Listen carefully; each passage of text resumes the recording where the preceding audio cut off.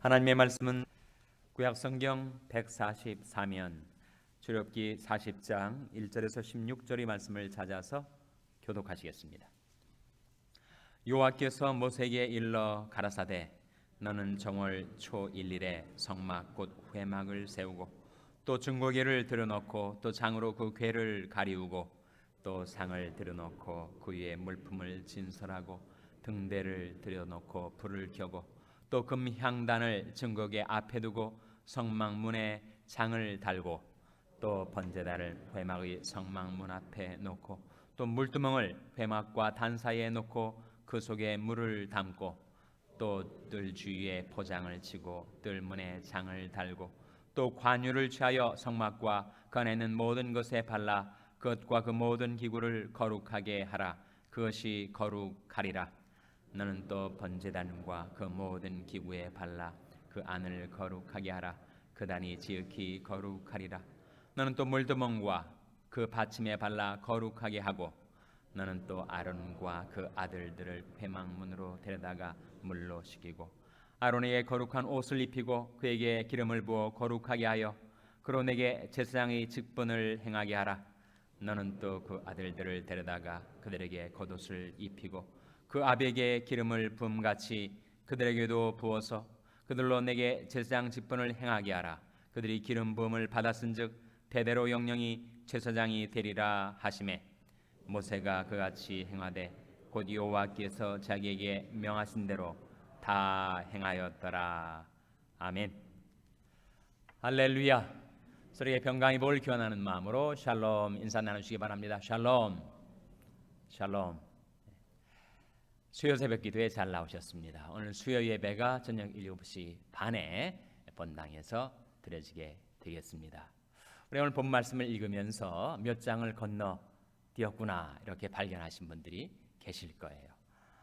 계속 성막을 건조하는 성막의 재료들과 성막의 건조 방식에 관한 말씀들이 반복적으로 나오기 때문에 그 말씀을 일일이 다 살펴보지 않고 이제 출애굽기 마지막 장 40장으로 건너뛰었습니다. 40장 역시 성막에 관한 말씀인데 우리가 출애굽기뿐만 아니라 모세오경을 보면 크게 두 가지의 내용이 나옵니다. 모세오경 대표적으로 출애굽기에 크게 두 가지의 내용이 나와요. 무엇과 무엇일까요? 하나는 힌트를 드렸으니까 알아차리셔야 될 텐데 두 가지 하나님 앞에 나아가는 두 경로라고 할 수가 있겠죠. 출애굽기에 크게 두 가지가 무엇이 나오죠? 하나는 율법이고 또 다른 하나는 무엇입니까? 바로 성막이죠. 성막. 율법과 성막이 출애굽기에 나오고 있습니다. 율법은 뭐고 성막은 무엇인가? 율법은 우리가 어떻게 살아가야 할지를 보여주는 것이고 성막은 무엇입니까? 하나님 율법을 통해서 이렇게 살라 하셨는데 우리가 그렇게 못 살 때가 많이 있단 말이죠. 왜 그렇게 못 사는 걸까요? 우리 안에 무엇이 있기 때문에? 죄성이 있기 때문에. 내 안에는 죄성이 그 율법의 말씀을 지켜 살지 못하게 방해작용, 교란작용을 하다 보니까 율법의 말씀을 받고도 그 말씀대로 살지 못할 때가 많다는 겁니다. 그러면 우리는 죄를 범하게 되고 그 죄가 장벽이 되어 하나님과 우리 사이를 가로막게 되는 거죠. 그때 우리에게 필요한 것이 뭐라는 겁니까? 바로 성막이라는 거예요. 성막. 율법과 성막의 관계, 율법과 성막의 필요성이 바로 그것입니다. 율법은 우리들로 하여금 하나님의 백성답게 사는 길을 보여주는 것이고 성막은 그렇게 살지 못했을 때 다시 우리가 하나님 앞에 용납받고 용서받아 새롭게 하나님이 백성답게 살 수 있게 해주는 것이 바로 성막이라는 거예요. 그래서 우리에게는 율법과 성막이 함께 필요합니다. 그것은 앞으로 오실 메시아 우리 주 예수 그리스도에 대한 예표이기도 한데 예수 그리스도 안에는 무엇과 무엇이 충만했다라고 했습니까? 여러분 기억하십니까? 예수 그리스도 안에는 무엇과 무엇이 충만했어요? 은혜와 진리가 충만했죠. 율법과 선막 중에서 은혜는 무엇을 가리킬까요?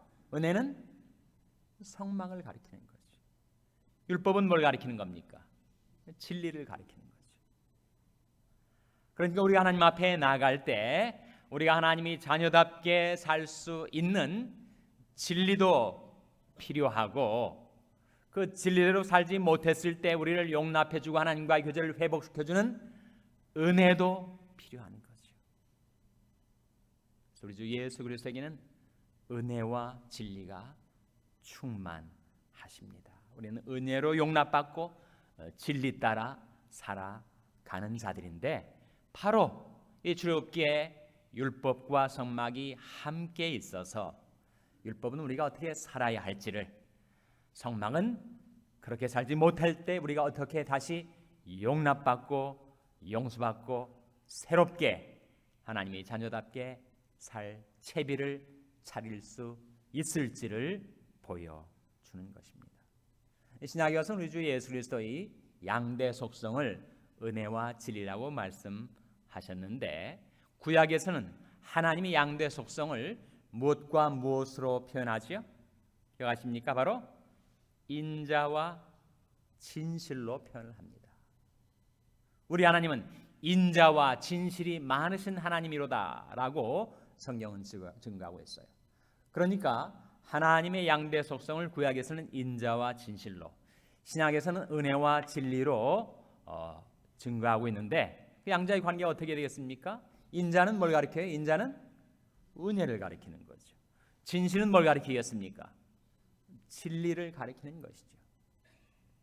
근데 그것을 이 출애굽기에 나와 있는 두 가지 율법과 성막에 적용할 때 인자 곧 은혜는 무엇을 가리킨다고요? 다시 한번 그것은 성막을 가리킨다. 진실 결국 진리와 같은 말인데 진실과 진리는 무엇을 가리킵니까? 바로 율법을 가리키는 것입니다. 출애굽기 말씀이 내용을 보면 많은 율법들이 나와요. 그 율법들은 우리가 어떻게 하나님을 섬기며 이 세상에 살아야 할지를 보여주는 진리의 말씀입니다. 왜 성막이 그렇게 많은 지면을 차지하면서 이 출애굽기에 나타나는 것인가? 우리가 그 진리대로 살지 못했을 때 우리는 좌절하지 않습니까? 자신을 보고 정말 한심하다, 자탄하고 자책하질 않아요? 근데 그것이 심해지면 사람이 낭망하게 되고 절망하게 된다는 거예요. 더 이상 신앙생활할 의욕을 갖지 못하는 거예요. 나는 정말 할 수 없는 죄인인가 보다. 이렇게 낙망이 될 때 우리로 하여금 다시 시작할 수 있게 해주는 것이 무엇이라는 것입니까? 그것이 바로 은혜요 성막이라는 거예요. 성막. 제가 아침에 예배가 시작되면서 낭독했던 시편 130편 말씀에서도 여호와여 주께서 죄악을 감찰하실진대 주여 누가 서리이까. 그러나 사유하심이 주께 있으면 주를 경외케 하심이니이다 하신 말씀이 바로 그 관계를 보여주고 있습니다. 우리는 거룩하신 하나님 앞에 감히 나설 수도 없는 한심한 죄인들이었지만 하나님께서 우리를 사유해 주신다는 거예요. 그 사유하심을 받은 우리는 더욱 하나님을 경외하며 그 말씀 따라 살 마음을 갖는다는 것입니다. 그래서 이제 출애굽기 마지막 장 40장에 이르러서 다시 한번 성막에 관해서 하나님께서는 우리가 하나님의 말씀, 하나님의 율법대로 행치 못하고 죄를 범하고 실패할 때라도 우리는 만사와해가 아니다. 우리는 낭망하고 절망할 자들이 아니다. 우리에게는 희망이 있다. 가망이 있다. 소망이 있다. 그 소망을 상징하는 것이 뭐라는 것입니까? 바로 그것이 바로 성막이다. 성막. 성막의 모든 기구들, 성막 안에 있는 모든 기명들은 다 그것을 우리에게 증가하고 있는 상징물들입니다. 여러분, 하나님 앞에 나와서 지금 보시면 이 앞에 제단이 있고 여기에 강단이 있습니다. 자, 제단과 강단, 그것은 무엇을 상징할까요? 무엇을 상징하는 거겠습니까? 제단은 바로 성막을, 강단은 바로 율법을 상징하는 것이죠. 우리는 제단을 통해서 하나님 앞에 용납을 받습니다. 그리고 강단을 통해서 증거되는 말씀을 따라 진리 백성으로 살아갈 마음을 갖는 것이죠. 그래서 성막 전체가 그러하고 성막 안에 있는 모든 기구들은 바로 그 하나님의 양대 속성, 인자와 진실, 은혜와 진리의 관계를 보여주고 있습니다. 오늘 본 말씀에서도 여러 성소와 지성소 안에 있는 성전의 기명들이 다시 나타나고 있는데, 지성소 안에 세 가지가 있다. 기억하시죠? 지성소 안에 무엇이 있습니까? 지성소 안에 증거궤하고 속죄소하고 또 뭐가 있었습니까? 그룹들이 있지 않았어요? 그 증거궤가 뭘 상징합니까? 이게 바로 율법, 진리를 상징하죠. 속죄소가 무엇을 상징합니까? 그것이 바로 시은소, 은혜, 인자를 상징하는 것입니다. 그래서 이제 출애굽기 마지막 장에서 하나님께서는 모세를 통하여 성전, 성막 전체의 내용들을 다 요약 정리해 주시면서 한 가지를 추가하십니다. 그것이 바로 관유, 9절에 나온 말씀이죠. 9절 말씀 같이 읽겠습니다. 9절 말씀 시작. 또 관유를 취하여 성막과 그 안에 있는 모든 것에 발라 그것과 그 모든 기구를 거룩하게 하라. 그것이 거룩하리라. 이 말씀 속에 관유가 뭐예요? 바로 the anointing oil을 말합니다. 기름 부음의 그 바로 기름을 가리키는 거예요. 그 관유는 뭘 상징하죠? 그 관유는 바로 성령을 상징합니다. 그래서 성막이 완성되었을 때 하나님께서는 관유를 성막의 모든 기구에 바르게 하시고 성만에서 섬기는 제사장에게 바르게 하셨어요. 그러니까 기구도 사람도 다 관유를 바르게 하셨습니다. 그 관유는 성령을 상징하는 것인데, 지금도 하나님의 교회와 교회 속에 있는 사람들에게 성령의 기름 부음이 부어지고 있다는 겁니다. 그런데 그 관유는 무엇을 하기 위한 것이라고 했죠? 그 관유를 발라서 못하게 하라고 했습니까? 거룩하게 하라. 관유는 왜 바르는 것인가? 왜 기름 부음을 부어주시는 것인가? 첫째는 성별, 둘째는 능력입니다. 그러니까 기름 부음을 부어주시는 목적은 우리가 세상에 수많은 사람들, 수많은 물건들이 있지 않아요? 그 가운데서 기름 부음을 받은 자만 set apart, 따로 구별되어서 하나님의 목적, 하나님의 용도를 위해서 사용된다는 거예요. 이 성막 안에 있는 많은 재료들, 많은 기구들이 세상에도 있었습니다. 그런데 기름 부음을 받아서 이것은 특별히 하나님이 쓰시기 위해서 택정함을 받는다, 성별함을 받는다, 구별된다의 뜻이 바로 거룩입니다. 거룩. 그것이 순결 깨끗하다는 의미보다 더 근원적인 뜻이 특별한 하나님의 용도와 목적을 위해서 따로 구별되다, 성별의 의미가 있다는 거예요. 또 한 가지 의미는 기름 부음은 그렇게 구별해서 하나님의 용도로 택정해내서는 set apart 시켜서는 그 다음에는 그것이 하나님 앞에 쓰일 만한 것이 되기 위하여 능력 부음의 의미가 있습니다. 하나님께서 우리 주 예수 그리스도에게도 성령의 기름 부음을 부어 주셨어요.